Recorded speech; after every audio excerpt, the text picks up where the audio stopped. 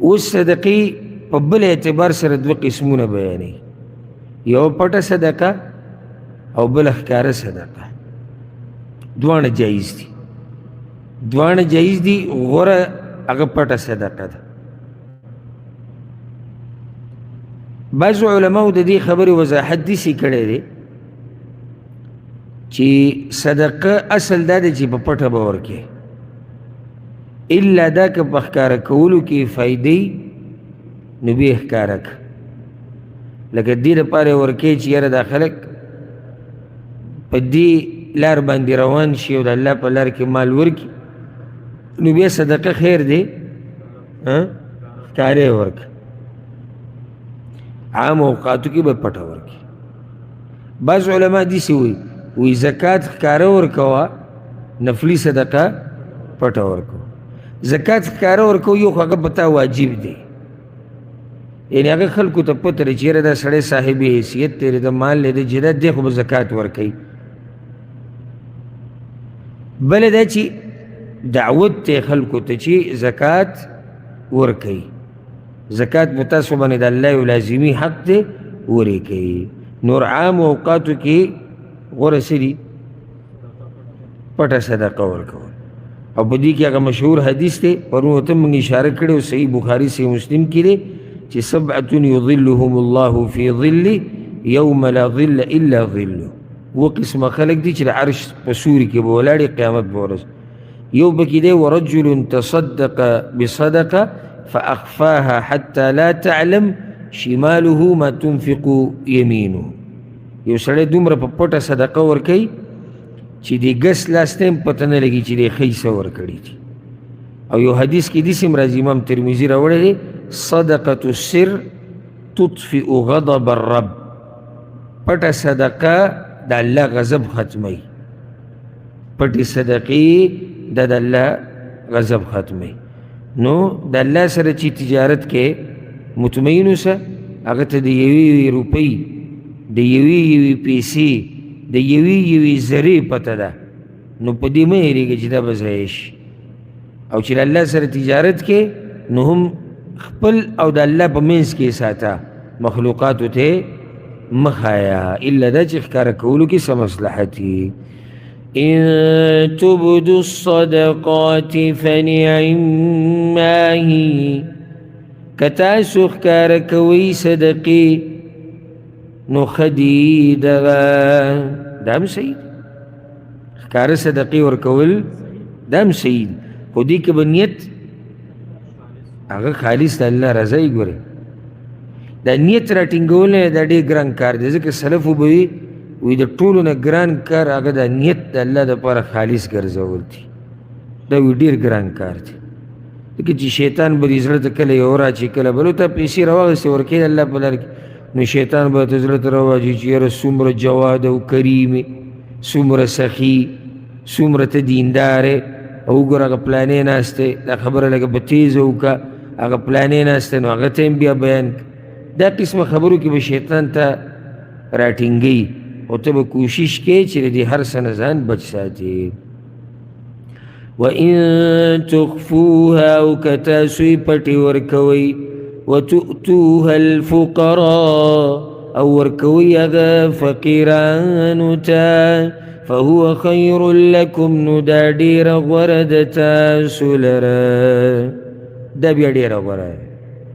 نو دلته اوس دا فایدې ده کې که تاسو یې پټوئ او ورکوئ فقیرانو ته. څنګه به یې پټوئ چې فقیرانو ته ورکوئ؟ نو د هغې دوه طریقې دي. یو طریقه دا ده چې ته دا خبره په خپل او د فقیر په منځ کې وساتي.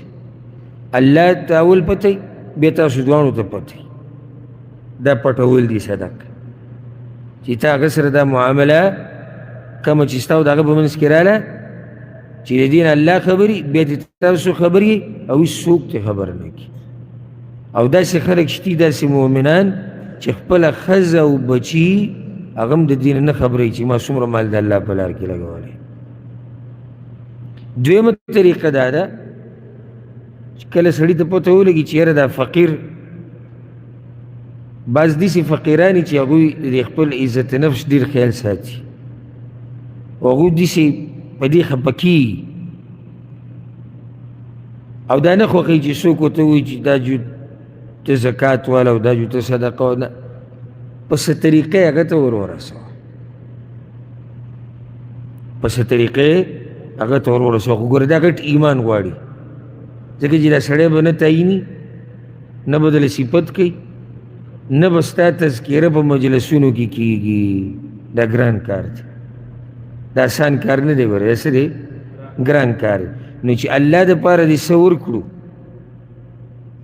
چې الله دپاره دې څه ورکړو بس دغه غریب ته یې په څه طریقه ورسوه او دلته یو اهمه مسله بعض ملګري دا تپوس کوي چې من غریب له چې کله زکات ورکو نو لازم به ورته ووایو چې دا زکات دی نه لازم نه یې ته ورته وایو چې دا زکات دی الله ته پته ده او تا ته پته ده چې دا زکات دی څومره دی د څه دی او د څه نه دی نو لازم نه دی چې ته ورته دا بیانې چې دا زکات دی ويكفر عنكم من سيئاتكم او وبریږي ستاسو نه ګناهونه ستاسو په دې صدقو ورکولو سره به الله تاسو نه ګناهونه وریږي دې کې بل قرات ته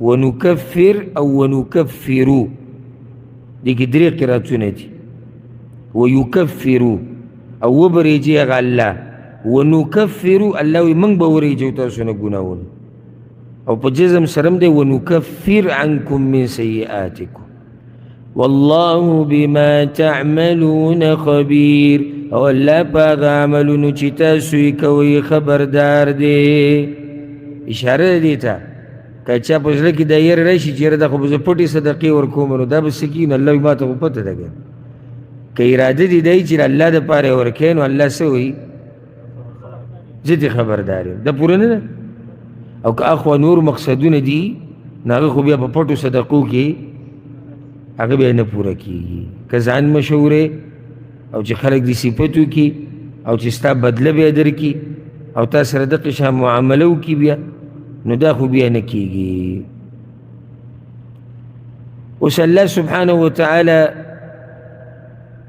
یو بله مسله بیانوي هغه ده چې صدقې عامې صدقې دا مشرکانو له ورکولی شي عامې صدقې مشرکانو له ورکولی شي زکات نه د عامو صدقو خبر روان خو هغه مشرک او هغه کافر له چې هغه حربي نه وي د مسلمانانو سره جنګ نه کوي نو هغه له هم صدقه ورکولی شي څه نه څه دې دپاره چې دی متاثره شي او کیدی شي اسلام قبول کړي عبدالله بن عباس رضی الله عنهما وی چې د صحابه کرامو دا نه وخوښه چې هغه خپلوانو له صدقه ورکړي چې کوم مشرکان نو بیا رالو په رسول صلی الله علیه وسلم پسې او د هغه نه یې تپوس وکړو چې یا رسول الله دې مسله کې به څه کوو نو الله اجازت ورکو لیس علیک هداهم نشتی ستا په ذمه په سمه راوستل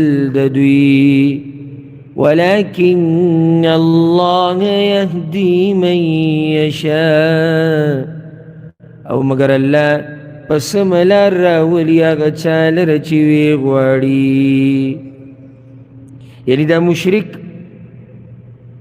د ده نیغې لارې ته راوسته دا ستا کار نه دی هغه الله وایي زما کار دی چې زه وایي نیغې لارې ته راړم او که نه راړم خو تاسو له صدقه هغه ورکولی شي او دلته دا خبره یاده کوي چې بغیر د عالم نه او د استاز نه ته په قرآن نشي پوهېدی په دې زه لیکل کوم دستخط کوم او د ټولې ګوتې یې طلب کوم یعنې دې آیت ته ترجمه به راته وکړو او یا ځان له یو ترجمې قرآن را پیدا کړو بیا ما په دې آیت پوه کړه چې دلته دا څه مطلب دی چې څو پورې سره استاز نه ناست څو پورې د تفسیر جوور نه کتلی او تفسیر باندې ما ورته پورې نشي پوهېدی چې څو پورې ته د استاز سره نه ناست نو استاز ته واپسي دا لازم ده چې ستا یو استازي عالمي ته ورته زنګون مات کړي او تا پوهه کړي چې د الله د دې خبرې هغه دا مطلب دی نو الله وی مشرکانو ته هدایت کول نه کول ای پیغمبر دا ستا په ذمه نه دي بعضو اثارو کې دي سړی چې رسول صلی الله علیه وسلم منع کړو صحابه کرام چې مه یې ورکوئ مشرکانو له صدقه مه ورکوئ. ولې؟ ځکه چې دوی هدایت یافته نه دي، ګمراه دي. نو الله ورته ووایي دوی ته هدایت کول نه کول دا زما کار دی. هر چې صدقه ده نو هغه وله ورکولی شي. دا دلیل دی په دې باندې چې هدایت د توفیق دا صرف د چا سره دی؟ د الله سره، دا بل چا سره نشته. وما تنفقوا من خير فلأنفسكم، او هغه څه چې تاسو خرج کوئ د سمال نه نو ستاسو د ځانونو دپاره دی. لږ ساعت مخکې ما دا خبره وکړه که موږ څه ولګو نو دې کې فایده زمونږ ده. ګوره وما تنفقون إلا ابتغاء وجه الله، او تاسو خرچ نه کوئ مگر د پاره د لټولو د مخ د الله. دا نفي په معنی د نهي علما دې ته وایي.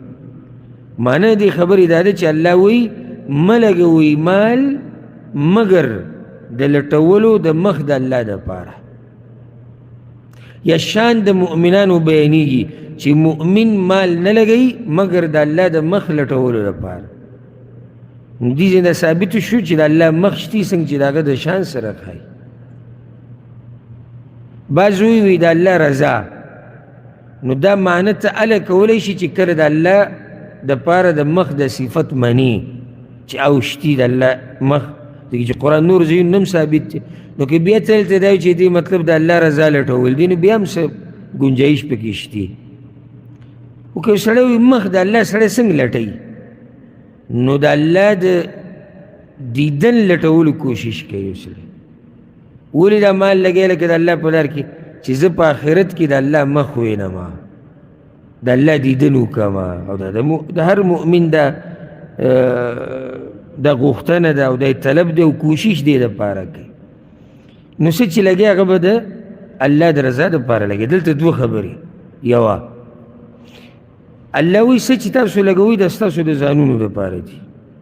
بعض علما وایي ډېره ناشنا خبره کوي، وایي که چېرته ته صدقه ورکړې چاله او مال ولګې نو شکر ادا که دا الله په تا صدقه وکړه چې تا له طاقت ترکو د مال د لګولو.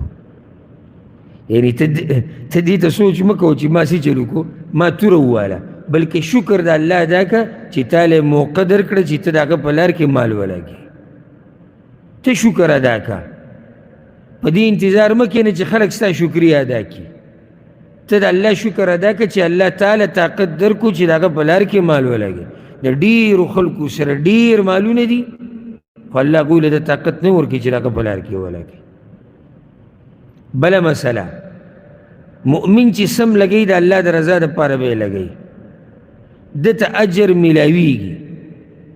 که ده داسې سړي ته ورسېده چې هغه مستحق دی او که نه دی، که کله چې ده کوشش کړی د معلومولو. لکه اوس یو سړی د کوشش وکړو چې زه لټون کوم چې څوک حقدار د صدقې دی یا حقدار د مال د لګولو، زه پې مال لګوم، ده پې مال ولګو. وروسته ښکاره شو چې هغه سړی حقدار نه و، الله دله ثواب ورکوي. او په هغې کې به ته یو ښکلی حدیث ووایم ډېر مزېدار، په صحیحینو کې د صحیح بخاري صحیح مسلم کې چې یو سړي دا خبره وکړه، رسول صلی الله علیه وسلم وی لأتصدقن اللیل بصدقه، زه به د شپې صدقه ورکوم دې شپې له. ده چې صدقه راواغسته هغه یو زیناکارې ښځې راورکړه.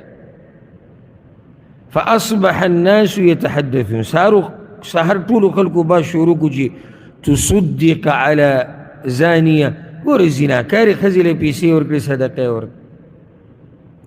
نو ده حمد د الله وي او ثنا وي چې الله ستا شکر دی چې زیناکارې په لاس ورلن.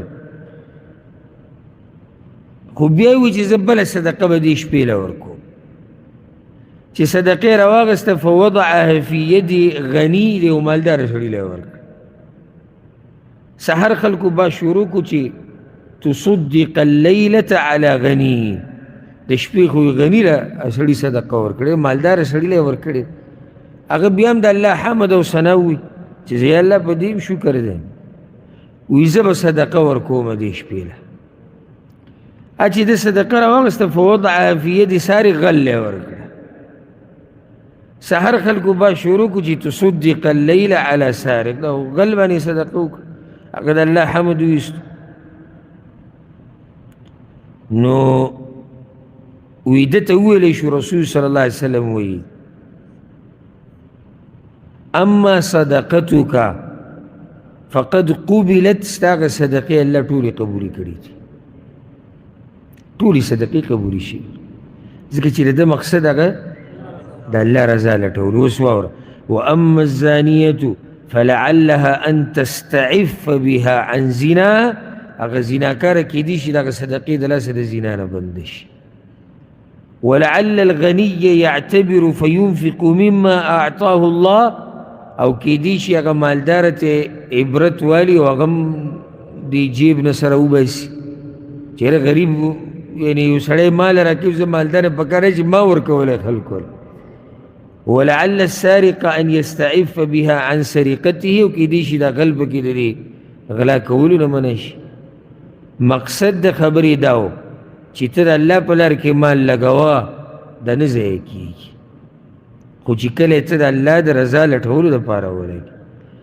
وما تنفقوا من خیر یوف الیکم او اگا چی تاسو خرچ کوئی سمال یا اگا چی تاسو خرچ کوئی دا مالنا پورا بدر کڑے کی گی تاسو تا وانتم لا تظلمون او پتاسو بظلم نشکے دے پورا پورا اجر بملاوی دا گورے عرش والا تاتوی خواہ او دا غب خبر کی گورے ضرب برابر شک نشتے اسی اللہ سمر تیزی من لراکی بدیو سو آیتونو کی دلیل لے چی دا عبادت اوڑی کا عبادت تے ذکر دا دیر آواز ام نراوزی چا غورا ٹکے ہوئے کوشش کوئی چوئی کہ دا عبادت روپی دو سڑے ورکی اللہ پدار کی اس خبر ہے اور آبشی سورة المنافقون کی چاگے آخری آیتون کی اللہ وی مال ولگوی مخ کی دا دین چیو کس تاسو کی مرگ ولراش فیقول رب لولا اخرتنی الى اجل قریب نو دیو بیچگوی چی اللہ لگ ملیٹ کا لگ وخرا کا ولی فاصدق چیز صدقہ ورکما بل یو عبادت اللہ دی سینے دے ذکر کرے ذکر علماوی چی دا خاص سی اللہ دا صدقہ ذکر کرے دا کنا نو دی سڑی دا صدقی دیر لوی معاملہ ولی دا نو اسوی چی اللہ واپس مکنو بل یو عبادت نہیں آدی وی واپس کی کم چی صدقی ورکما دا اللہ پلار کے مال ولا نو اللہ منگل پر اشنا طریقو سر دا تیزی را کے اس را تدلتا وی میرے گی دا ہر سبت لزو واپس در کو ظلم برسر نکی او سم مہربان باچا دے کم سچی دا غری اگر آتے دی اگر بدل واپس در کوا او دا دا مہربانی دی